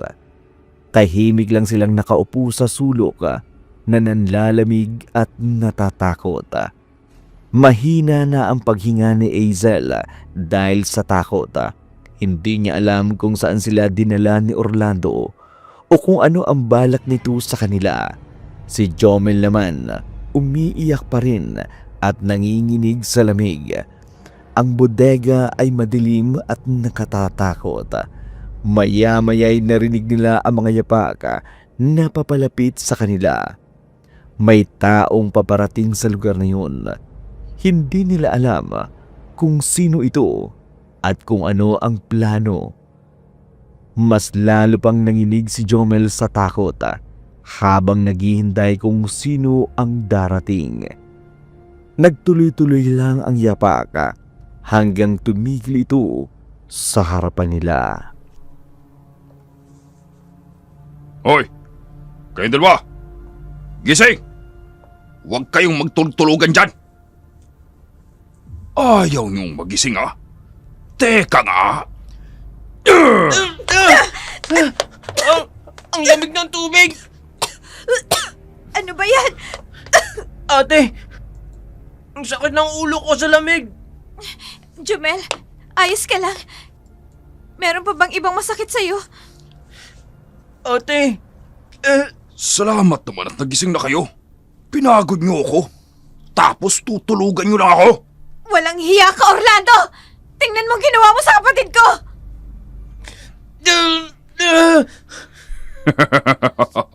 Huwag kang ang OA. Nilalamig lang yan. Nilalamig? Bulag ka ba? Nag-hysterical na siya! Pakawalan mo ako rito! Ayoko sa lugar na to! Jumel! Pakawalan mo ako! Ano ba talagang nangyayari sa kanya? Oh, Diyos ko! Jumel! Pakawalan mo ako rito!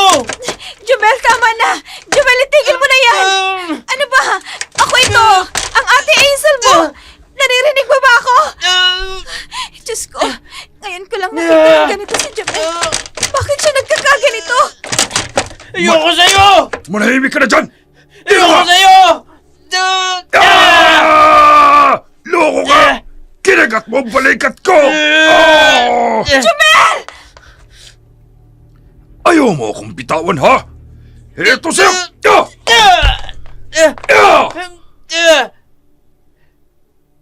Lokong bata ka. Para kang hayop. Ang sakit ng ginawa mo. Bakit mo siya sinaktan? Ikinagat niya ako eh. Hindi ko pa ba yung sasaktan? E di ako naman ang namatay. Niligtas ko lang ang buhay ko. Tabi! Jumel! Jumel! Gising! Manahimik ka dyan! Sinaktan niya ako eh. Dadagdagan mo pa, ha? Gusto ko lang masigurong buhay pa siya. Napakalakas na paghampas mo sa kapatid ko! Jumel! Gising! Jumel! Huwag mo nang intindihin yan. Natutulog lang yan. Halika! Kinakalagan niya ba ako? Pagkakataon ko na to para makatakas. Pakibilisan, Mang Orlando. Titingnan ko kalagayan ng kapatid ko. Sandali lang naman.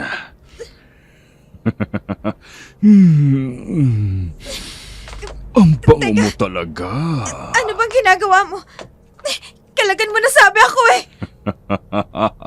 Maglalaro muna tayo. Kung kakalagan kita, makakakilos ka ng maayos. Kaya, ganyan ka lang. Ano ba? Hayop ka! Bagay talaga kayo ng tiyahin ko. Isang kriminal. Kalaguyo ng isa pang kriminal. Pweh! Laitin mo na ako't lahat. Huwag mo lang madamay-damay dito si Loida. Parurusahan kita sa kapangahasan mo. Itong bagay sa'yo. Sinikmuraan mo. Aray ko. Papatayin na rin naman kita.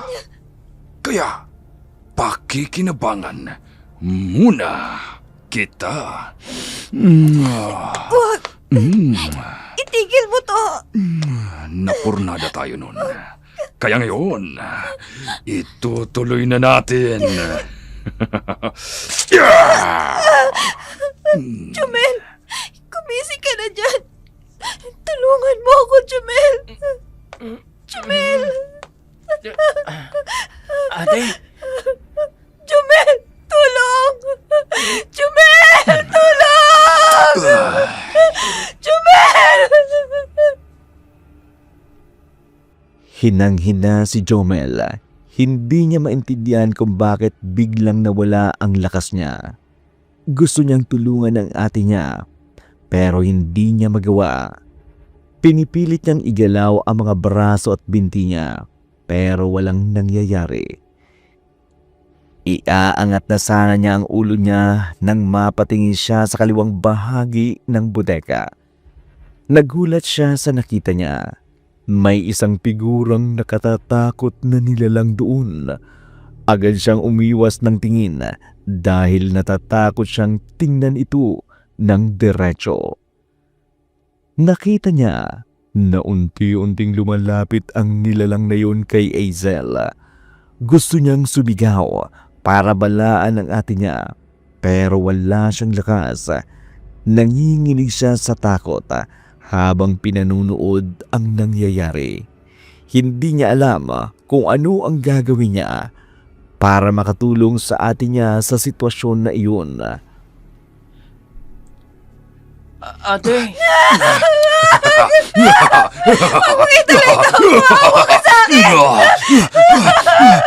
Nabitin ako noon. Hindi na ako papayag maulit pa yun. Akin ka ngayong gabi. Dahil mo siya! Anong klaseng nilalang ka? Isang aswang. Bitiwan mo ako!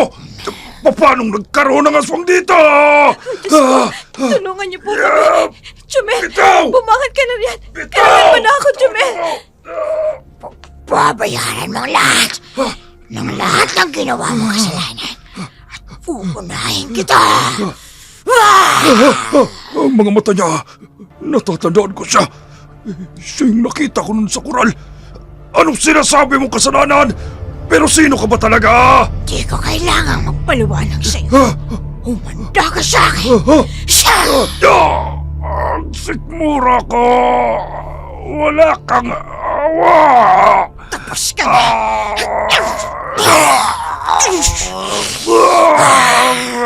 Ang langsa ng lamang loob mo!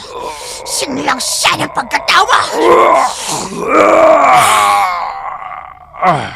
Diyos ko, pinatay ng aswang na yung si Orlando. Jumel, ano ba? Alam kong gising ka na, Jumel. Bumangon ka na riyan. Nasa panganib na tayo, Jumel. Gising! ate, Jumel, ano pang iniintay mo dyan? Kalagan mo na ako. ha? Ano nangyari? Yung Lando, nasaan siya? Huwag ka ng maraming tanong. Kailangan nating makatakas dito. May aswang sa bodegang ito. Bilisan mo ng pagkalag sa tali ko, Jumel. Dali. Oo, ate. Dali! Takbo! Baka tayo nang isunod ang aswang na yan! Ganito rin ang nangyari nung muntikan na akong gasain ni Landong yun. Sino ba siya? Ba't bigla na lang siyang lumitaw dito? Ate, biglang nawala sa likuran natin ang halimaw. Tingnan mo. Bangkay lang nung lalaka na iwan. Huwag ka nang maraming tanong. Tulungan mo na lang akong buksan ang mabigat na pintuan ng bodegang ito, Jumel. Baka maabutan niya tayo at bigla na lang tayong atakihin. Lord, iligtas mo po kami. At saan kayo pupunta na dalawa? Chang! Natigilan ang magkapatid sa pagdating ng kanilang tiyahin. May hawak itong baril na nakatutok sa kanilang dalawa. Wala silang nagawa, kundi mapaatras pabalik sa bodega. Gulat si Loida sa pagpasok niya sa loob. Hindi siya makapaniwala sa nakita niya. Bulagta at duguan na nakahandusay ang walang buhay na si Orlando sa sahig. Maluha-luha si Loida sa kanyang nakikita. Ipinagtataka niya kung paano napatay ng dalawang batang ito ang kanyang pinakamamahal na tauhan. Hindi niya maintindihan kung paanong nagawa ng mga bata na saktan si Orlando ng ganun-ganun na lang. Sa tingin niya, imposible kaya na kaya nilang gawin iyon. Pero nakita niya ang bangkay ni Orlando sa harapan niya. Walang ibang tao sa bodega kundi ang magkapatid. Kaya sa tingin niya, sila ang may gawa ng lahat. Anong ginawa niyo sa kanya? Paano niyo siya nagawang saktan ng ganyan? Ate, lagot na. Sobrang galit na ni Chong. Chang, pakiusap. Ibaba niyo po ang hawak niyong baril. Delikadong makalabit niyo yan sa amin. Sagutin niyo ang tanong ko! Sino ang pumatay kay Orlando? Chang, hindi ho kami. Wala kaming ginawa sa kanya. May aswang na pumatay sa kanya. At naririto yun sa loob. Pabayaan niyo na po kaming makalabas dito, Chang. Nandirito sa loob ang aswang. Baka kami naman ang sunod sa saktan niya. Pinaglololoko niyo ba ako? Walang aswang rito. Kayo ang may kagagawa ng lahat ng ito. Pinatay niyo si Orlando! Paano namin gagawin yun? Wala kaming kakayahang gawin yon. Ate, walang magagawang pakikiusap natin kay Chang. Takasan na lang natin siya. Delikado. Wala siya sa sarili niyang pag-iisip. Baka kung paputukan niya tayong dalawa. Huwag niyo akong paglalaroan. Bakit niyo pinatay si Orlando? Hindi namin pinatay si Orlando, Chang. Wala kaming Sinungaling! Kayo lang ang kasama niya rito. Manang-mana talaga kayo sa inyong ina! Nahihibang ka na, Tia. Mas inaalala mo pang taong yun kesa sa amin. Mga pamangkin mo kami. Pero kung ituring mo kami, parang hindi mo kami kadugo. Napakasama ninyo! Pamangkin? Hindi ko kayo kinikilalang mga pamangkin.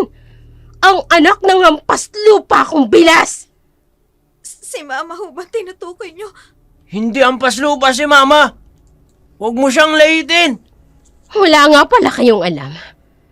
Ang inyong pinakamamahal na ina ay isang hampas lupang napulot lang ni Tirso sa kagubatan. Pinakasalan dahil sa kalantian niya.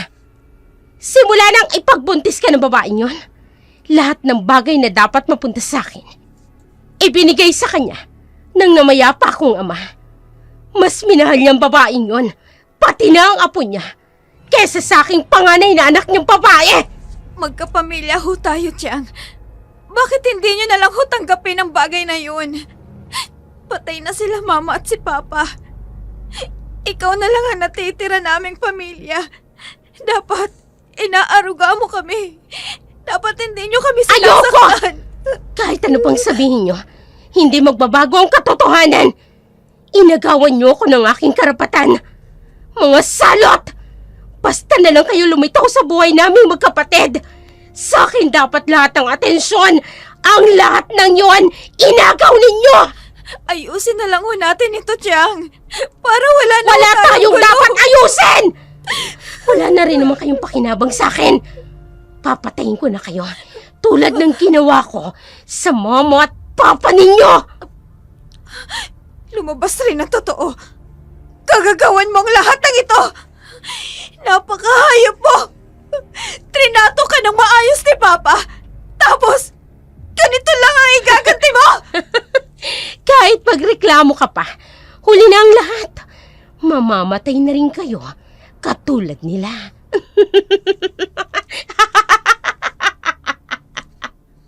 Ate, yung aswang, Ano? nasa likuran ni... Magdasal na Tiyan. kayo. Anong gagawin natin? Diyos ko, tama ka. Hindi ko alam kung sino talagang puntirya niya. Pero sigurado ako, Katapusan nyo na. aatake na siya anumang oras. Ate, kikilos na ako. Hindi na ako basta tutunga nga lang. Jumel, wag! Tumigil Walang ka! makakatakas sa inyo. Ang binti ko! Binalaan ko na kayo. Pero matigas pa rin ang ulo ninyo. Ate, tingnan mo ang aswang! Ngayon... Lagot ka sa akin, babae ka! Ha? Sino ka? Ha?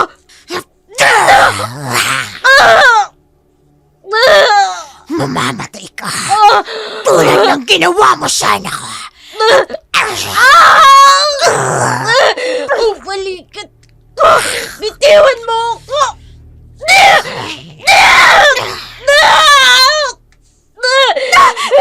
Nakakalagot niyang gatilyo! Tumayo ka na, Jumel! Wala nang kutrito siya! Pinatay mo na ang anak ko! Papatayin mo rin ang mga ako! Hindi na ako makakapayag! Siguro ako. Jumel, tulungan mo ko isarado ang pinto. Kailangan natin silang ikulong sa loob. Pero ate, yung aswang, parang namumukhaan ko siya. Tumahimik ka na. Hindi ito ang oras para makipaglokohan. Tayo na. Isusunod na tayo niyan. Hindi natin siya kilala. Pero ate, Makinig ka na lang pwede. Hanapin natin si Aling Amalia. Siya na lang ang tanging makakatulong sa atin. Hindi natin kaya nilalang na nasa loob. pero ate si Aling Amalia, siya mismo ang nakita ko. Buhay ng anak ko ang nawala! Mas masahol pa sa kamatayan ang gagawin ko sa'yo!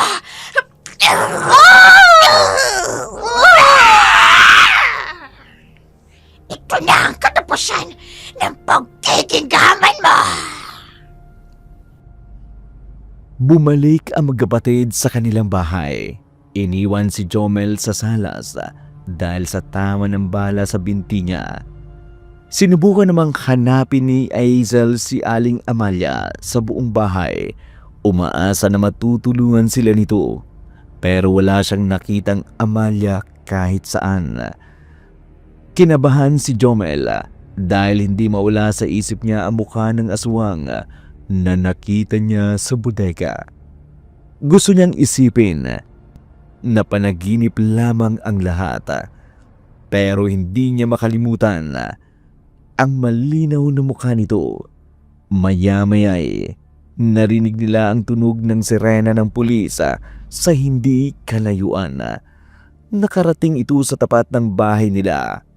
Bumaba mula doon ang abogado. Hindi ito makapaniwala sa nakita niyang itsura ng magkapatid.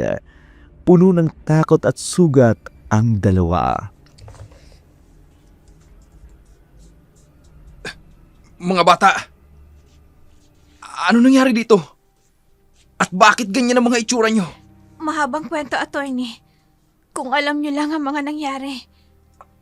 Ang tsaloyda nyo, nasan? Nasa loob po ng bodega. Ano? Bakit siya naroon? Siya ba ang may kagagawan kung bakit ganyan ang itsura nyo? Hindi po namin alam kung anong lagay niya ron. Isa lang ang natitiyak ko. Siguradong sugatan nito at mahina na. Salamat sa impormasyon. Sana lang buhay pa siya. Alam ko ng lahat ng kasalanang mga ginawa niya.